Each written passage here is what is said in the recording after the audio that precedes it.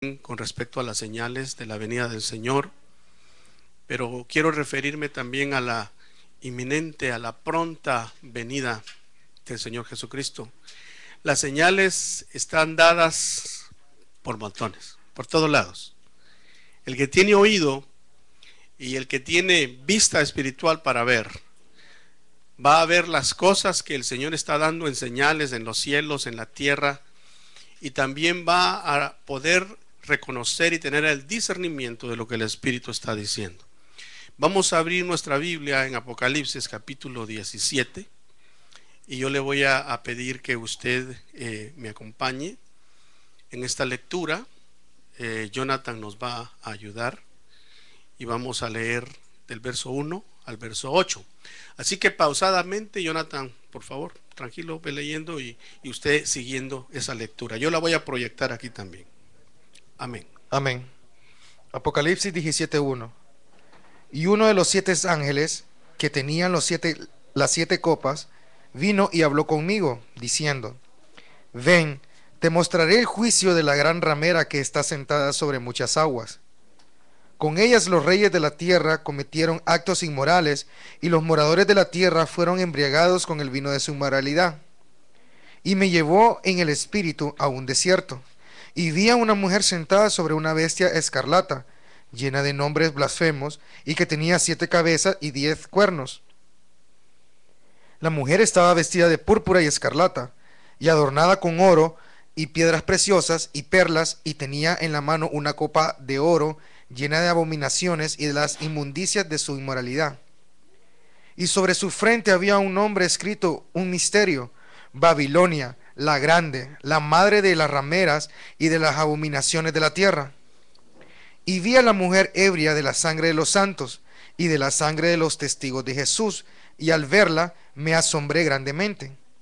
Y el ángel me dijo: ¿Por qué te has asombrado?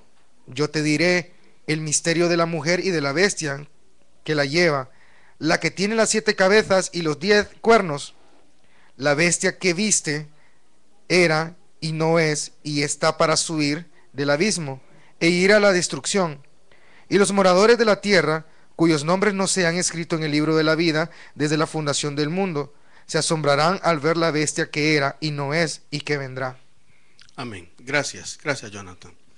Entonces aquí estamos viendo con respecto al misterio de la mujer de Apocalipsis capítulo 17. Si usted observa en la frente dice Babilonia la grande, la madre de las rameras y de las abominaciones de la tierra. Entonces empecemos diciendo que Babilonia es un espíritu, es una potestad que opera desde el principio. En el libro de Génesis nosotros podemos ver la influencia de Babilonia cuando aquel hombre llamado Nimrod intentó construir la torre de Babel, el lugar más alto. Ellos lo intentaban hacer para adorar las estrellas y como la Biblia lo prohíbe, adorar los ejércitos del cielo. Pero todo esto nos lleva hacia la idolatría. Entonces, Babilonia ha venido contaminando el mundo con sus inmoralidades por todas las eras que ha vivido la humanidad. Ahora, una de las eras que Babilonia ha sobresalido con toda su inmundicia y con toda su violencia, porque el apóstol Juan dice que él vio a la mujer sentada sobre una bestia y tenía en su mano una copa, ¿verdad?, con las inmoralidades, y estaba embriagada, dice, con la sangre de los santos. Entonces yo quisiera que vayamos y veamos un poco de historia. En el mundo, en la Biblia nos habla de por lo menos 7 poderes que se han levantado.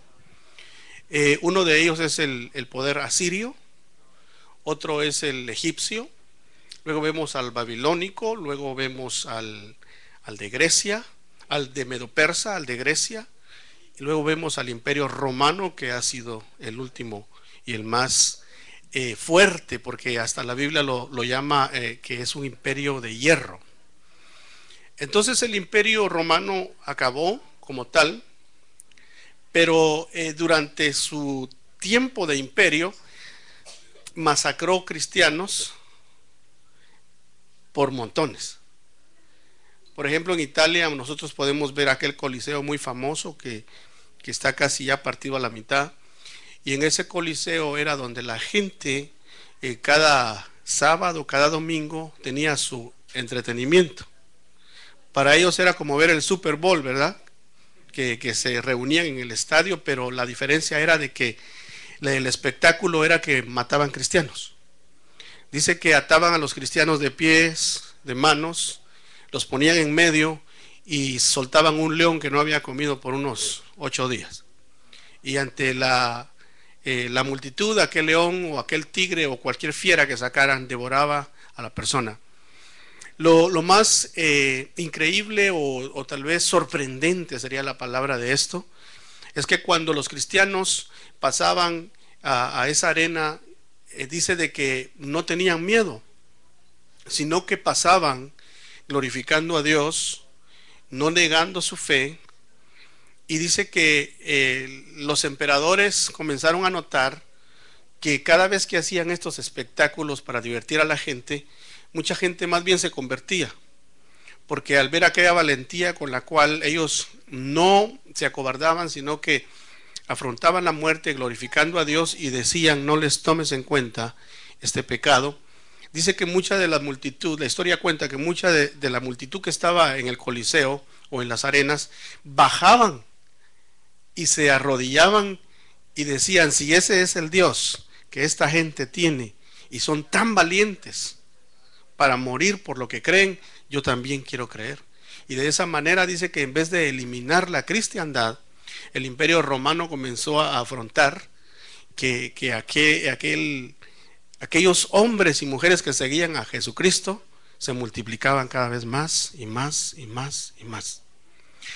Otro detalle que también hay que traer a luz es de que cuando Jesucristo nació bajo el imperio romano. Acordémonos que la historia nos cuenta de que cuando Jesús nació, el emperador de ese tiempo era Augusto César. Luego, cuando el Señor cumplió su ministerio y el Señor murió por nosotros, por nuestros pecados, para redimirnos, para salvarnos a la humanidad entera, dice que cuando Él resucitó y durante su ministerio cambió el emperador y vino a ser César Tiberio. O sea, cuando Jesús resucitó era otro emperador. Ahora, es muy difícil entonces desligar a Jesús del imperio romano. Ahora, ¿por qué razón el Señor escogió a venir a nacer durante el imperio romano? Es una buena pregunta. Quien nos contesta esto es el profeta Daniel, porque el profeta Daniel, a él se le mostró el misterio del sueño que tuvo Nabucodonosor, y en ese misterio él vio que el último imperio que se iba a levantar era el imperio de hierro, el imperio romano, pero que iba a resurgir otra vez, que iba a resucitar en los últimos tiempos. Entonces, el apóstol Juan nos dice en sus epístolas que el espíritu del anticristo ya está en acción. Ahora, las epístolas de Juan, el Apocalipsis, y todo esto fue escrito aproximadamente unos 2000 años. Entonces, eso nos dice que el final de los tiempos empezó con la venida de Cristo. ¿Por qué? Porque Él nació bajo el imperio romano, el último imperio de todos, pero que había de resurgir. Después de esto, el Señor en la cruz, al expirar, dice que también le abrieron su costado y salió hasta la última gota de sangre y agua de su costado. La Biblia llama al Señor Jesucristo como el segundo Adán. Y como el segundo Adán, había una similitud con el primero, porque al primero lo durmieron para sacarle una costilla y luego darle una esposa, que fue Eva. Pero el segundo Adán, Cristo Jesús, muriendo en la cruz, murió por nosotros, triunfó sobre el pecado, clavó el pecado en su cuerpo, se hizo pecado por nosotros, pero también cuando Él durmió, cuando Él murió, le abrieron su costado y nació la iglesia de Cristo. Nació su esposa. ¿Se alegra de eso? O sea, pues, de que aún en los momentos más difíciles y más adversos, Dios está obrando su voluntad. Y la voluntad de Dios era que Jesús muriera y que la iglesia naciera.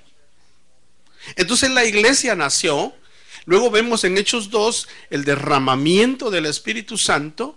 Y se levantó Pedro y predicó un mensaje poderoso, se convirtieron 5,000 personas y luego vino una persecución porque Dios la permitió y la iglesia fue esparcida por todo lo que es el Imperio Romano. Cuando eso sucedió, el evangelio comenzó a crecer, Pablo comenzó a viajar, Pablo comenzó a evangelizar el mundo y a enseñar la palabra juntamente con Apolos, con Timoteo, con Bernabé y otros apóstoles y pastores. Y entonces fue que llevaron preso a Pablo a Roma. Luego se levantó un emperador llamado Nerón y Nerón le prendió fuego a Roma y le echó la culpa ¿a quién? A los cristianos. Y comenzó a matar gente. O sea que el Imperio Romano es el imperio que ha matado más cristianos que cualquier otro. Porque antes del Imperio Romano, como la iglesia no había nacido, los que creían en Dios eran los profetas que tenían el Espíritu de Cristo, ciertamente. Pero la Biblia dice en el libro de los Hechos que por primera vez se les llamó a los seguidores de Jesús cristianos. O sea que ese nombre no existía.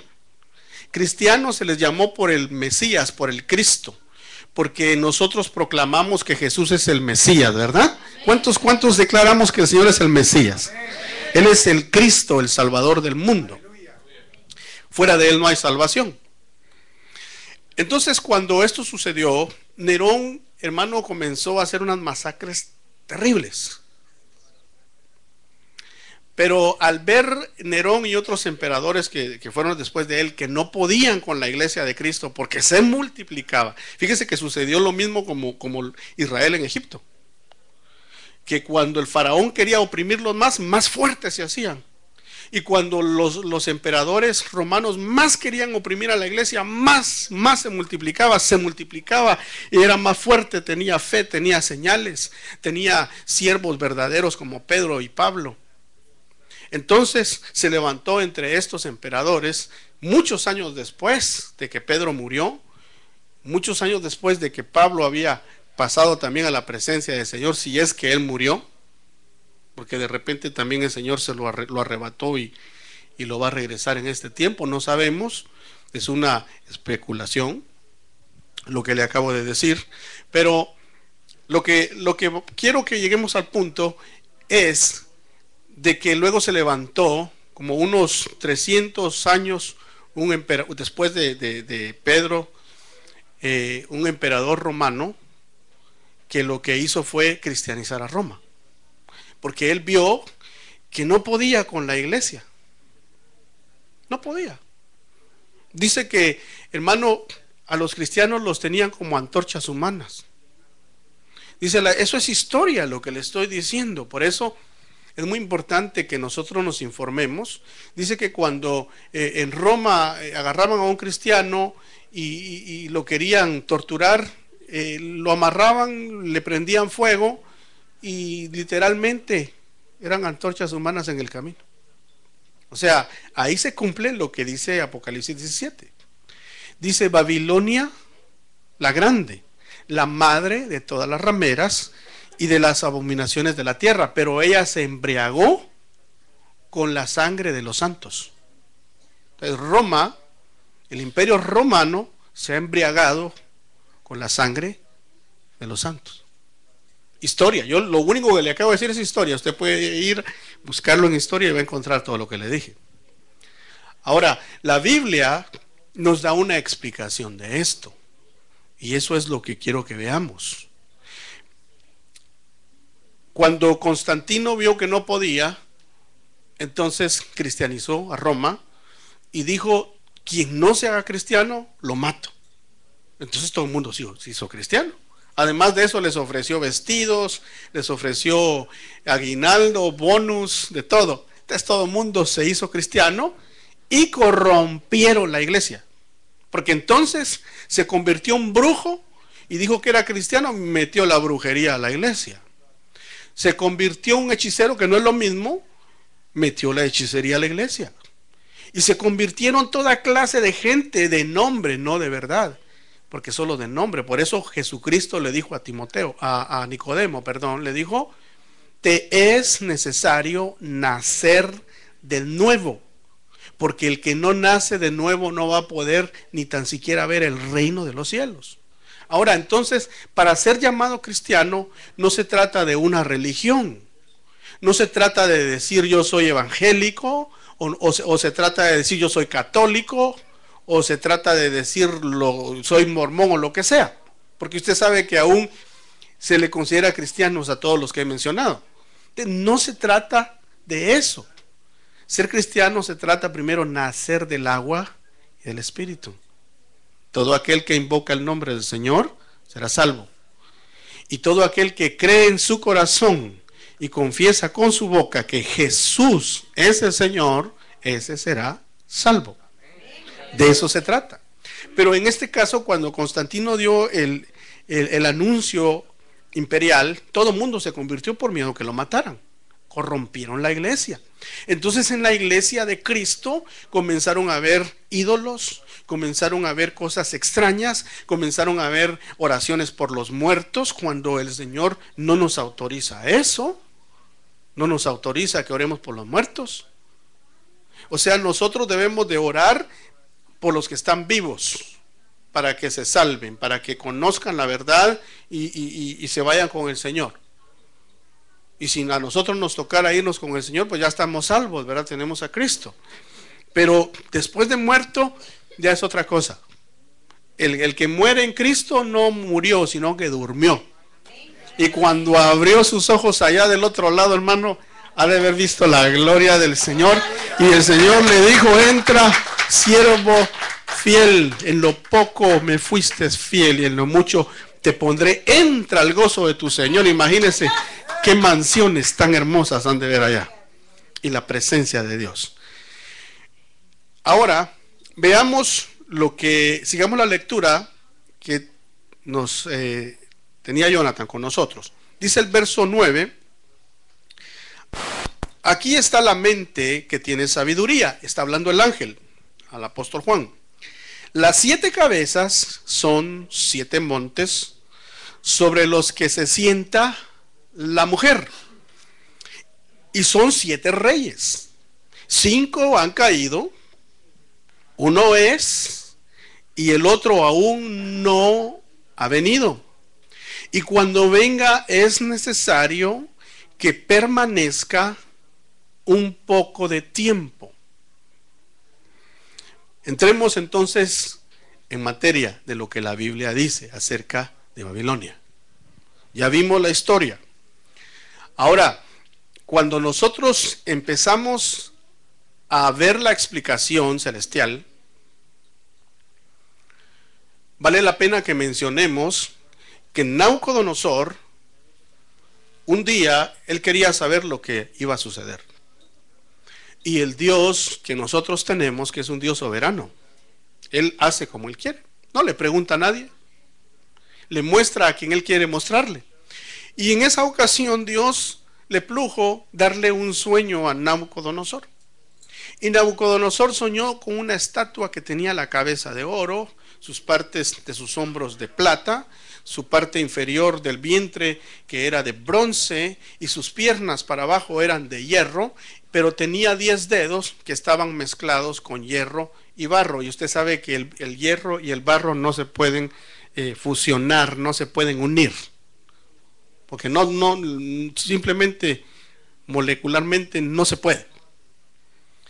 Y entonces el Señor le dio esa revelación a Nabucodonosor. Nabucodonosor no entendió nada. Él dijo que iba a matar a todos los sabios de Babilonia porque nadie le podía revelar, porque él no quería contar el sueño. Algunos eruditos en la palabra dicen y opinan que lo que sucedió es que a Nabucodonosor se le olvidó el sueño. pero estaba turbado. Su espíritu estaba turbado y solo tenía imágenes, pero no tenía claro que había soñado.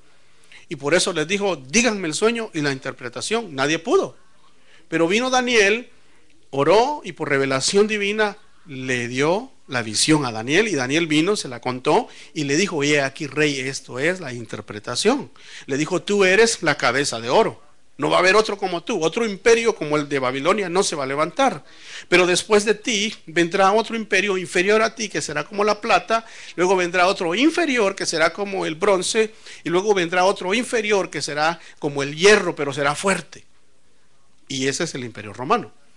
Entonces veamos, el ángel le dice que son 7 reyes. Los montes sobre los cuales la mujer se sienta son 7 montes, son 7 reyes. Entonces yo le mencionaba al principio que la Biblia nos habla de 7 poderes.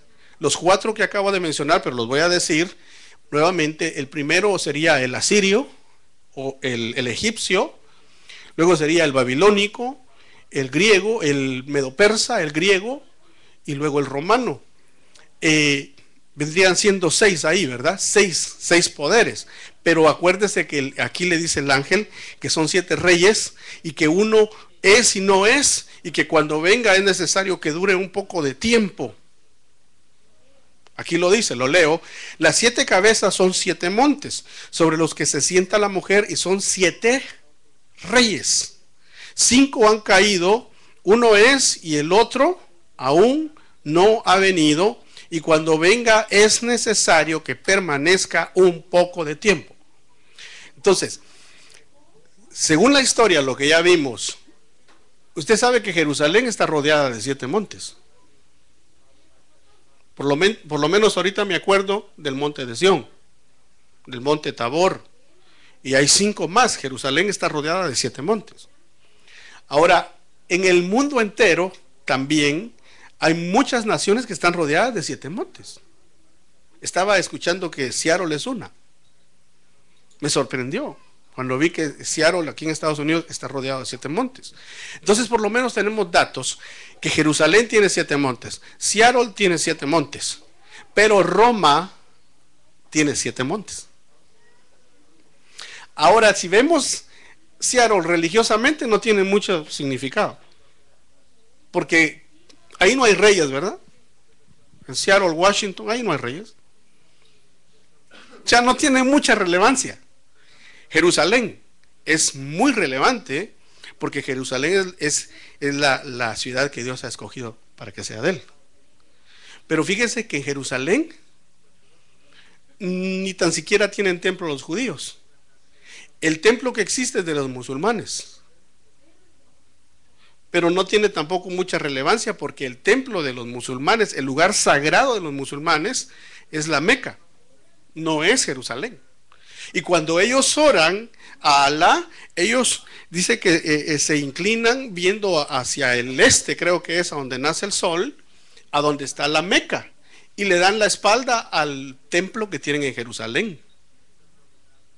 Entonces prácticamente el templo que tienen en Jerusalén los musulmanes, no, para ellos en sí no tiene mucho significado, tanto como el de la Meca. Pero para los judíos, ellos quisieran construir su templo a donde está ese, o por lo menos a la par, y que se va a construir. Pero notemos entonces, no está hablando de Jerusalén porque aunque los musulmanes es una de las religiones más numerosas del mundo, porque por lo menos ahorita hay un dato de que hay por lo menos 1 billón o un poco más de musulmanes en todo el mundo. En Estados Unidos, en Europa hay musulmanes hasta para tirar, hermano. Cristianos hay pocos. Aquí en Estados Unidos estamos viendo ese fenómeno. Cada vez la gente se está convirtiendo más al Islam, Bueno, la Biblia dijo, muchos son los llamados, pocos los escogidos. ¿Quién lo dijo? Jesús. Y los fieles, menos todavía. Entonces hay tres categorías, ¿verdad? Llamados, escogidos y fieles. Y los fieles son los de menos número. ¿Se apunta usted entre los fieles, hermano? Queremos estar entre los fieles. ¿Cuántos quieren estar entre los fieles? Yo quiero estar entre los fieles. Para ser de los fieles, estar en ese número solo el Espíritu Santo con nosotros. Eso no es con fuerza humana ni fuerza de voluntad. Eso se logra solo a través del Espíritu Santo y su palabra. Entonces, veamos que Roma está rodeada, y Roma sí tiene relevancia en el mundo. Porque fíjense que el Imperio Romano acabó, pero Roma no. Roma quedó ahí en la tierra de Italia, y es más, Roma es un país. Roma es reconocido, aunque dice que tiene un diámetro de 2 millas, dice. 2 millas al cuadrado es la cosa. Y dice que es tan pequeñito, pero tiene una gran influencia. ¿Cuántos dicen amén? Bueno, para los que tal vez no están muy convencidos, si no, mire el 11 de febrero. Renunció el Papa Benedicto XVI. ¿Tuvo relevancia eso en el mundo o no? ¿Qué dice usted? ¿Qué opina? ¿Vieron la noticia? ¿Qué importa? ¿Dijo eso la gente? ¿Dijo eso el señor Obama? Usted sabe que el señor Obama dijo, el presidente dijo, yo estoy consternado y le deseo lo mejor al Papa, para que hasta el presidente de los Estados Unidos le haya tomado importancia al asunto, es porque tiene peso, ¿no? Entonces, Roma tiene peso en el mundo. Veamos unos datos más. Aquí le traje los nombres de las 7 colinas de Roma. Usted puede encontrar eso, usted lo puede buscar, lo encuentra. Uno se llama Aventino, otro se llama Capitolino, otro se llama Celia, Esquilino, Palatino, que Palatino, de ahí salió el nombre de Palestina, Quirinal y Viminal. Esos son los 7 montes que rodean el Vaticano, que rodean Roma. Ahora, yo quiero ser muy cuidadoso en esto, porque yo no he venido a hablar contra ninguna religión. Si usted se dio cuenta, yo empecé hablando historia, ¿verdad? Amén. ¿Cuántos dicen amén? ¿Qué empecé hablando historia? Yo no estoy hablando en contra de ninguna religión, porque eso no es mi trabajo. Mi trabajo es predicar la palabra de Dios. Pero si está escrito, tengo que decírselo, hermano. Si está escrito, yo tengo la obligación de hablarle la palabra de Dios, porque si yo no lo hago, a quien se las van a cobrar es a mí, si yo lo sabía y no se lo dije. Ahora, si yo se lo transmito, usted lo analiza y lo ve a través de la palabra de Dios, que es lo más importante, entonces ya la culpabilidad ya me la quitan a mí.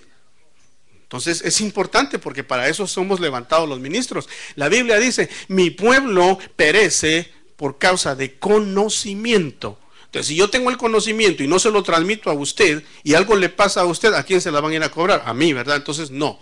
Yo le estoy transmitiendo lo que la palabra dice. Entonces, veamos. Aquí le traje una foto, yo no sé si se ve muy bien, pero esa es la foto la foto que sacaron del sueño de Nabucodonosor. Ahí está la cabeza de oro, ahí vemos los brazos de plata, ahí vemos el vientre y parte de sus piernas de bronce, y lo de abajo es de hierro, y los pies son de hierro y barro. Entonces, veamos unos datos. Dice Daniel, le voy a leer Daniel 2, versículo 31 al 34, dice, tú, oh rey, vistes una visión, y he aquí, había una gran estatua. Esa estatua era enorme, y su brillo extraordinario estaba en pie delante de ti, y su aspecto era terrible.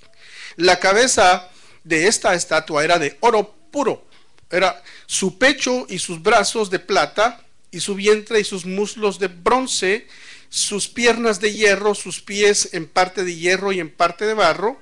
Estuviste mirando hasta que una piedra, oiga este detalle, hasta que una piedra fue cortada sin ayuda de manos y golpeó la estatua en los pies de hierro y barro y la desmenuzó. Ahora, Si uno quiere destruir algo, ¿por dónde lo destruye, hermano?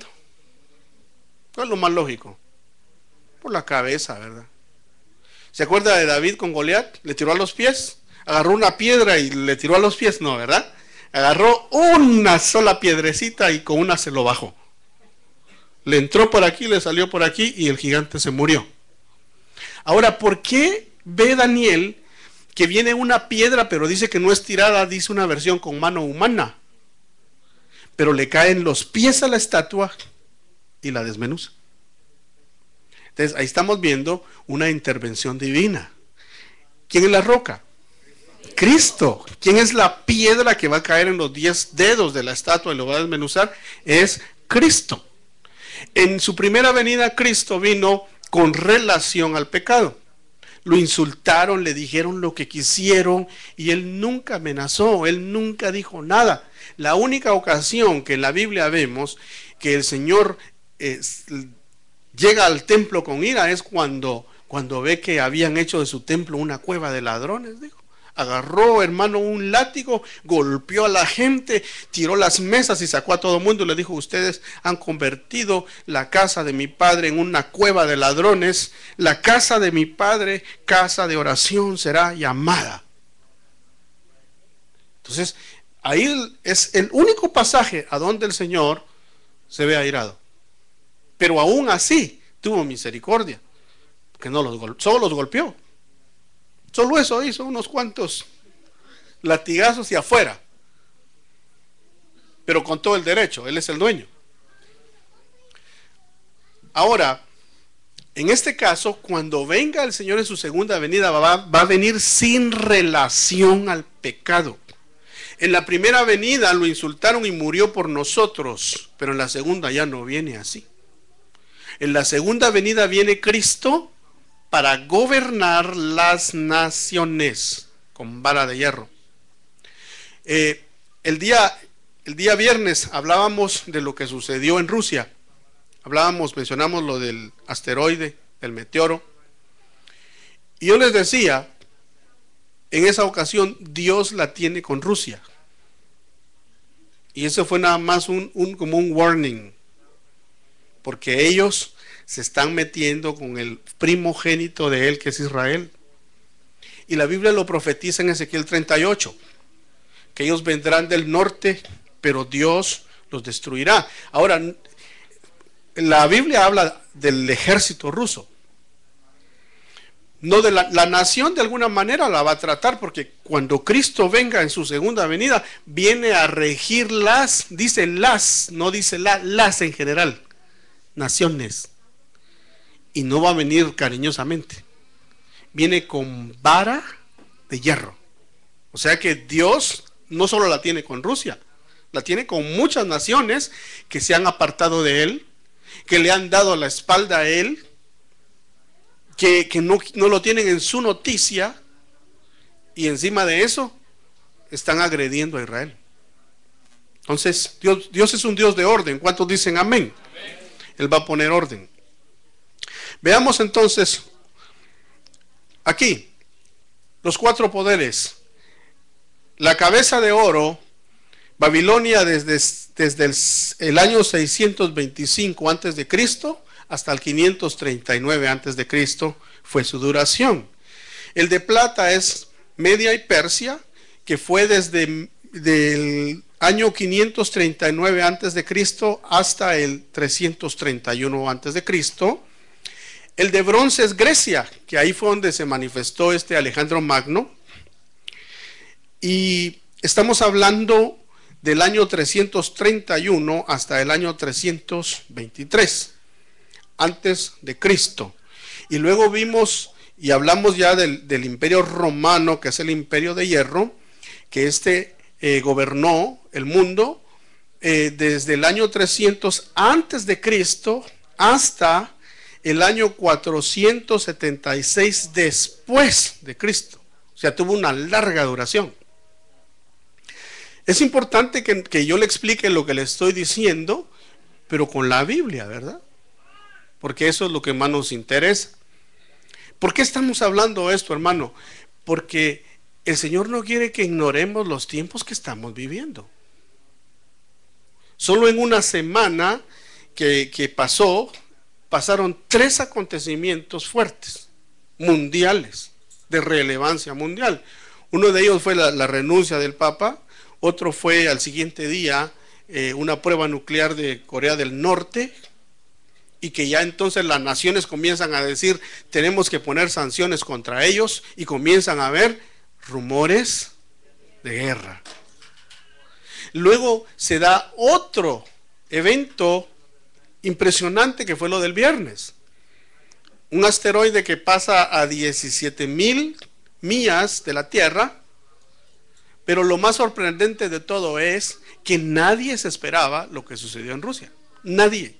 Eso fue una sorpresa, que un meteoro haya estallado en pleno aire, como sucedió hace 105 años también en esa región ahí, por Siberia, en Rusia. Pero aquella vez fue en un lugar remoto, pero esta vez fue en un lugar a donde dañó aproximadamente de 3,000 a 4,000 edificios. Y ahorita están trabajando en eso. O sea, todas esas cosas son señales de los cielos, y son señales que han dado relevancia, ¿qué? Mundial. ¿Serán esas cosas de la casualidad? No lo son. Veamos entonces los 3 poderes del Imperio Romano. Entonces el Imperio Romano terminó de ser como tal en el año 476 después de Cristo. Pero ya hablamos de que a pesar que terminó, Roma tiene una influencia mundial. Tiene sus oficinas o su sede en Roma, la capital, y ahí está la Iglesia Universal, ¿verdad? Que es la sede del papado. Usted sabe, universal quiere decir, católico quiere decir universal. Luego, técnicamente e internacionalmente, ellos han conservado su lengua. Entonces, la Iglesia Católica ha conservado la lengua romana por medio del latín.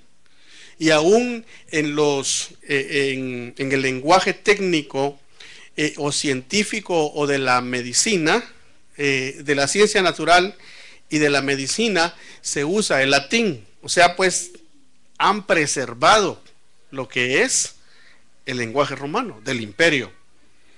Y aún en el sistema militar ha permanecido.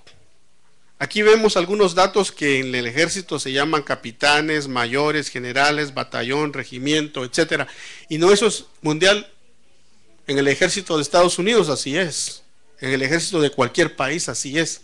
Es más, las estructuras, y Jonathan no me dejará mentir en esto, porque él sabe muy bien esto, él es arquitecto, y él sabe de que, no, tú no eres arquitecto, ¿verdad? Eres ingeniero, ya lo estaba bajando, ¿verdad?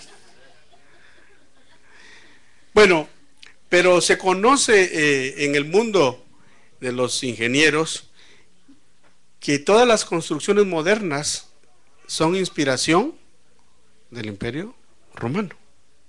O sea que ellos son la base de lo que es el mundo moderno hoy. Por ejemplo, los riegos para las plantas, las tuberías que ahora tenemos en casa, los chorros cuando usted abre ahí se lava las manos, todo eso lo sacaron del modelo romano. Los edificios, las columnas, mira, hasta hermano Reina, la parte de una columna está ahí, que sostiene el edificio y etcétera. Todo lo que usted ve en Nueva York, Chicago, Los Ángeles y todas las ciudades que sobresalen en el mundo son inspiración de la arquitectura y de la ingeniería romana. Entonces, ¿será que Roma no tiene influencia en el mundo? Mucha.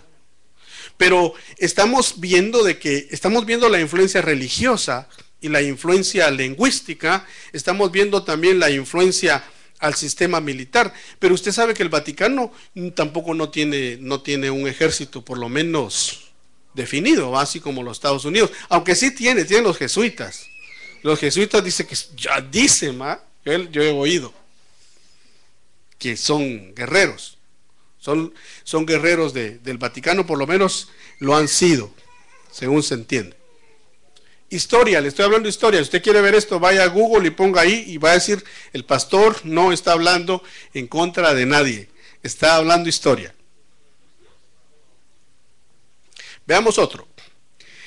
Le dice entonces en este verso el ángel, y la bestia que era y no es el octavo rey.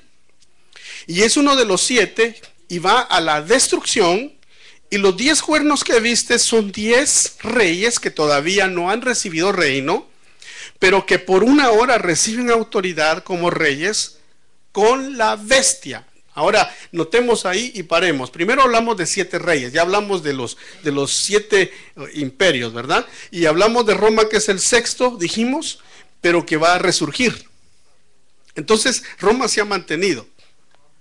Ya vimos cómo, en su lenguaje, etcétera. Pero un imperio no se puede dar si no hay 4 elementos. El primer elemento que tiene que haber es un elemento político, un elemento económico, y luego también se tiene que dar el elemento religioso. Pero hay 4, vamos a verlos, aquí los apunté. Pero antes que pasemos a eso, el ángel está hablando de 7 reyes y que el 7º será el 8º, y le está hablando de 10 reyes. ¿Cuántos dedos tenía la estatua? ¿Y a dónde pegó la piedra que desmenuza la estatua? Entonces viene el Señor Jesucristo y va a hacer guerra contra 10 reyes en el último tiempo. Pero ahora sigamos con los 7 reyes. Entonces, por ejemplo, voy a hacer referencia a lo que ahorita esta semana se ha dado a conocer también. Hubo un obispo católico que se llamó Malaquías, no el de la Biblia, así se llamaba. Y él escribió profecías diciendo de que, según él dice, pues que le mostraron que iban a haber 112 papas, y que el número 111 era el penúltimo, y que el número 12 era el Pedro de Roma, le dice él. Bueno, fíjese que eso sale de la misma Iglesia Católica. Ellos mismos lo están diciendo, no sé con qué intención escribieron eso, pero lo escribieron. La cuestión es que yo no me estoy basando de lo que dice don Malaquías, ¿verdad? No me estoy basando de eso, sino solamente se lo estoy mencionando. Es interesante porque muchas de las cosas que quedaron escritas, algunas se han cumplido. Por ejemplo, Juan Pablo I dice que nació cuando la luna está a la mitad y murió cuando la luna está a la mitad. Y así lo había profetizado este señor, que iba a haber un papa así. Le llamó el papa de la risa. Duró nada más 33 días en el poder. Luego vino Juan Pablo II, que fue uno de los papas que viajó más por todo el mundo. Y con un carisma, ¿quién no lo quería? En todo lugar donde llegaba la gente se alborotaba. Y bueno, tremendo. Y es uno de los hombres que ha contribuido más a la unidad ecuménica, o sea, de todas las religiones del mundo. Él fue a Israel, usted sabe que él fue a Israel y pidió perdón públicamente, y dijo que él pedía perdón en nombre de la Iglesia Católica por las persecuciones que se hicieron en la Segunda Guerra Mundial, porque la Iglesia Católica no le puso el alto a Hitler ni a Mussolini, sino que más bien los apoyó en cierta manera y masacraron un montón de judíos. Entonces vino Juan Pablo II y públicamente, estoy hablando de esto hace como unos quizá 10 años, que él fue a Israel y públicamente pidió perdón. O sea, reconoció que la Iglesia Católica había contribuido y había sido partícipe de masacres. Historia, otra vez, noticias, vaya a verlas. Entonces se levanta este último que está todavía en vigencia, fungiendo su cargo, que es Benedicto XVI. Y fíjese que yo escuché, pero dije, yo quiero asegurarme de dónde es que dijeron eso. Y hubo un rabino judío que es jefe de rabinos, que él mandó a sus, no sé cómo decir, bueno, sus buenos deseos para él. No, condolencias cuando se mueren, ¿verdad? Alguien, ¿verdad? Pero no, le está diciendo sus buenos deseos, que desea que tenga buena salud y que prospere y que sea de larga vida, porque él está muy agradecido con él, con el Papa actual, porque él ha sido uno de los papas que ha venido a fortalecer la unidad ecuménica que empezó Juan Pablo II. Entonces, ahora más que antes, las religiones, tanto la judía como la musulmana, como la cristiana en general hablando, me refiero a la Iglesia Católica, están más unidas. Entonces, ¿qué tiene que ver eso con todo lo que estamos hablando? Tiene que ver mucho. Por lo que sigue. Aquí está, mire, el rabino jefe de Askenazi, de Israel. Él se llama Jonah Metzager.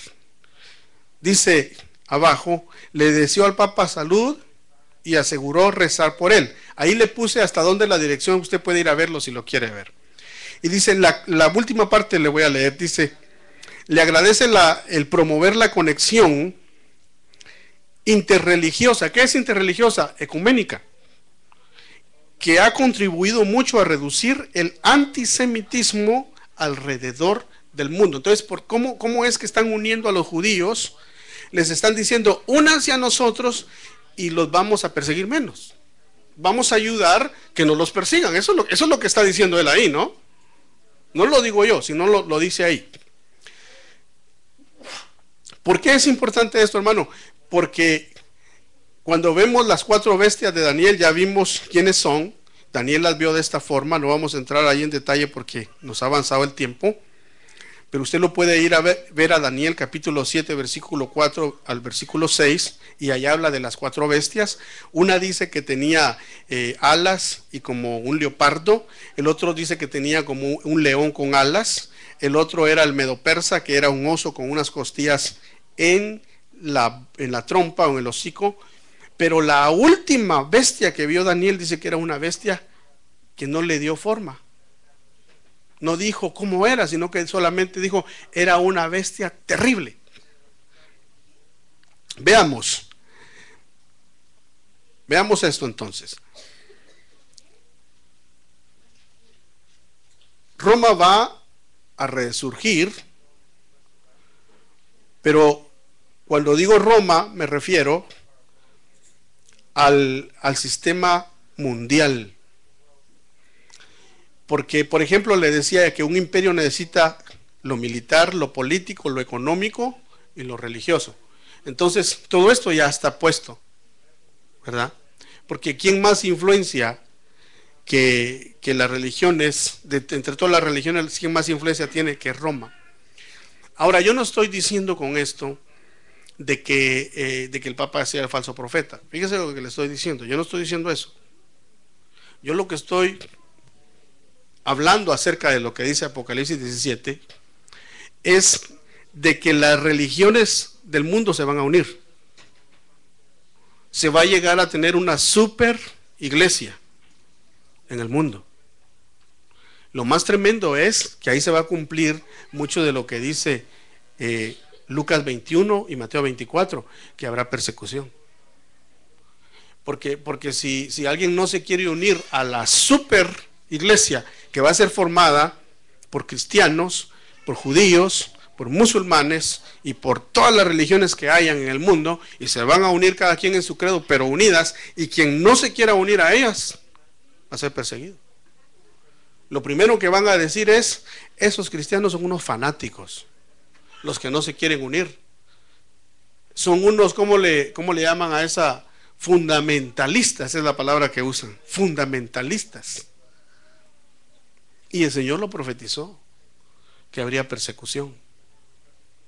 Entonces, hermanos, estamos viviendo tiempos que se están cumpliendo, cosas y profecías en los tiempos que vivimos, que se están cumpliendo a nuestros propios ojos. Yo no le puedo dejar de decir esto. ¿Sabe por qué? Yo lo dejo, esto que le estoy diciendo, se lo dejo a que usted vaya, lo lea en la Biblia, lo analice, le pida al Espíritu Santo. Pero estemos apercibidos, hermano. Porque las cosas que están pasando no están pasando así nomás. Lo que el Señor nos está diciendo es, se están dando señales de que su venida es pronta. Y a nosotros, después de enterarnos de todo eso, lo que más nos debe de interesar es ponernos bien delante de Dios. Que el Señor nos prepare para que estemos listos y seamos dignos de escapar de las cosas que vienen para este mundo. Porque son cosas terribles, hermano. Son cosas terribles las que vienen. Entonces, veamos que cuando se haga esto, no sabemos quién va a ser el próximo que va a surgir en Roma. Puede ser que sea una persona, eso lo dice Malaquías, eso no lo digo yo, eso lo dice este señor que le llama Pedro de Roma. Imagínense que se levante un papa que sea más activo que Juan Pablo II, sea el más activo que tenga un carisma tremendo y que sea más querido de todos los que han existido y que viaje por todo el mundo. Yo le apuesto que pueda ser que él, no solo él con otros rabinos, ¿cómo le llaman a los? Imán le llaman, ¿no? Imán le llaman a los musulmanes. Y muchos de ellos sean los que hagan la unidad religiosa. Y eso es lo que se necesita ahorita. Uniendo las religiones. Y a como el mundo está ahorita, un gobierno mundial se levanta así. Rápido. Dios nos está dando tiempo. Dios nos está dando tiempo para que nosotros nos preparemos, mi hermano. Porque nosotros no pertenecemos sino que a la iglesia de Cristo. Amén. Cuando me refiero a la iglesia de Cristo, me refiero a la iglesia novia a la que se va a casar con Cristo.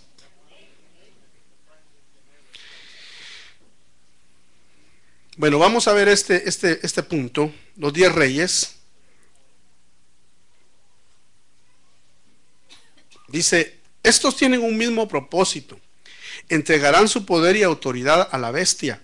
Estos tienen un mismo propósito y entregarán su poder a la bestia. Lo puse 2 veces. Bueno, quiere decir de que ahorita en Europa, la Comunidad Europea tiene más de 25 naciones o más, ¿verdad? Es la unidad europea, pero entre ellos son pocos los que mandan, no son todos, son los que tienen el poder económico, y por lo menos de los que yo sé son 10. Ahora, todavía no han recibido un poder total, pero la Biblia dice que cuando lo reciban, le van a dar su poder al anticristo. El anticristo es el hombre de pecado. Es el cuerno pequeño que habla el libro de Daniel. Este hombre dice que habla cosas blasfemas contra Dios y viene y votará a 3 reyes de estos 10 y se impondrá él sobre un gobierno mundial. Usted lo puede leer en casa. Ahora veamos y volvamos a Babilonia. La mujer sobre las aguas. Entonces el ángel le dice, mira Juan, te voy a explicar qué quiere decir la mujer sobre las aguas. Le dice entonces, y me dijo, las aguas que vistes, donde se sienta la ramera, ¿qué dice que son? Pueblos, multitudes, naciones y lenguas. Entonces, la Babilonia que vemos que surgirá de las aguas sobre la bestia, será la religión mundial. Ya, esa ya integrada por todas las religiones, porque se levanta de entre las naciones. Entonces la Biblia es muy clara en lo que nos habla. Pasemos a algo más. Y los 10 cuernos que vistes y la bestia, estos odiarán a la ramera y la dejarán desolada y desnuda y comerán sus carnes y la quemarán con fuego, porque Dios ha dispuesto en sus corazones el ejecutar su propósito. Paremos ahí. Quiere decir que después que haya un gobierno mundial, haya una religión mundial, a la media tribulación el anticristo se le va a voltear a la ramera, se le va a voltear a la falsa iglesia, a la falsa religión, y la va a destruir. ¿Sabe por qué?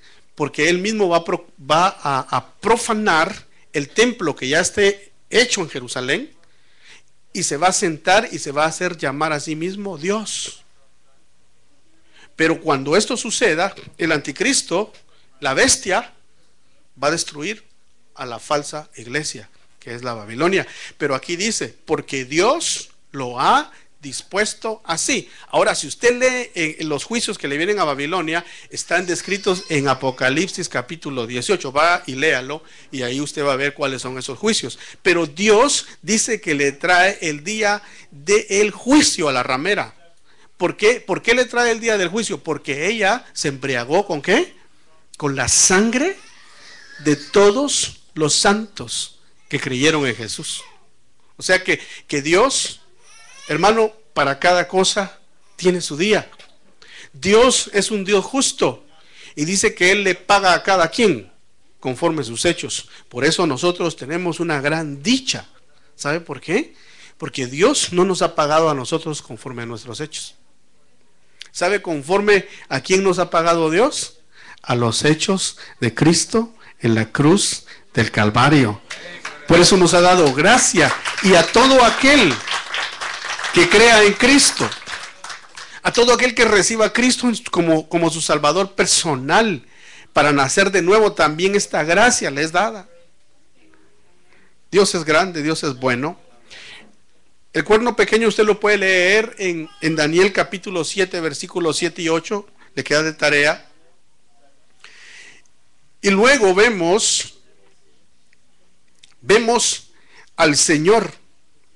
Dice que estos 10 cuernos, estos 10 cuernos, o estos pelearán contra el Cordero, y el Cordero los vencerá, porque Él es Señor de señores y Rey de reyes, y los que están con Él son llamados, ¿qué dice? Escogidos y fieles. O sea que ahí están los tres, mire, llamados, escogidos y fieles. De nosotros ahorita estamos en ese proceso. Mientras el mundo se está preparando para su gobierno mundial, mientras el mundo se está preparando para recibir la religión mundial, mientras el enemigo prepara todo su escenario, nosotros debemos de estar preparándonos, siendo llamados, escogidos y fieles. Porque ¿con quién viene Él? Ahí lo dice, o no lo dice ahí. Lo vamos a ver más adelante. Dice, estos pelearán, ¿quiénes? Los 10 reyes contra el Cordero, pero el Cordero los va a vencer porque Él es Rey de reyes y Señor de señores. ¿Se pueden imaginar, hermanos? El Señor va a aparecer en su segunda venida en gloria, y aquí abajo no lo van a estar esperando diciendo, ven Señor Jesús. Con cañones lo van a estar esperando, porque van a pelear contra Él. Y Él los vencerá. Ahí es cuando el Señor viene y juzga a todas las naciones y toma el gobierno de la tierra con vara de hierro, y viene a gobernar por 1000 años el mundo. Pero no viene solo, sino que viene con sus fieles. O sea que hermanos, debemos anhelarnos, irnos con el Señor, para que cuando el Señor venga en su segunda venida visible, nosotros vengamos con Él. ¿Cuántos dicen amén? Denle un aplauso fuerte al Señor. Dice el Salmo capítulo 2, versículo 9, dice, tú los quebrantarás con vara de hierro, los desmenuzarás como vaso de alfarero. Adorad al Señor con reverencia y alegraos con temblor. Honrad al Hijo para que no se enoje. Oiga lo que dice. Y perezcáis en el camino, pues puede inflamarse de repente su ira. Cuán bienaventurados son todos los que en Él se refugian. El Salmo 2 nos dice de que Él vendrá a regir con vara de hierro. Y luego dice también Apocalipsis, ahí vemos al Señor ensangrentado en su ropa cuando venga a esa gran batalla. Pero dice, de su boca sale una espada afilada para herir con ella las naciones, y las regirá con vara de hierro. Él pisa el lagar del vino del furor de la ira del Dios Todopoderoso, y en su manto y en su muslo tiene un nombre escrito: Rey de reyes y Señor de señores. O sea que Cristo, cuando venga en su segunda venida, viene sin relación al pecado, pero viene a juzgar. ¿A juzgar a quién? A la gran ramera, al anticristo, al falso profeta y al diablo. Al diablo dice que lo van a encerrar por 1000 años. Lo meten preso por 1000 años. Pero oigamos lo que vamos a finalizar con esto. Isaías 40, como dice, hermano. Pero los que esperan en el Señor renovarán sus fuerzas, se remontarán como alas, como las águilas, correrán y no se cansarán, caminarán y no se fatigarán. ¿Te has sentido fatigado? Quizás te has sentido cansado, hermano. Pero aquí dice que los que esperamos en el Señor renovaremos nuestras fuerzas. Aquí dice que los que esperamos en el Señor, aún en medio de todo lo que está pasando, el Señor nos da promesa. Remontaremos nuestro vuelo como las águilas. Luego dice Apocalipsis 22:7. He aquí, dice el Señor, palabras de Jesús, yo vengo pronto. Bienaventurado el que guarda las palabras de la profecía de este libro.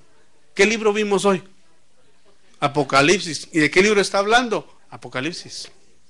Y luego dice, el que testifica estas cosas dice, sí, vengo pronto.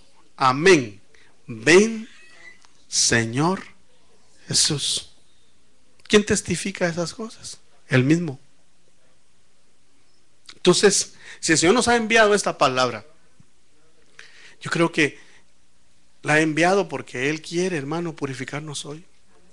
¿Cuántos de los que estamos aquí necesitamos ser libres de algunas cosas o de muchas?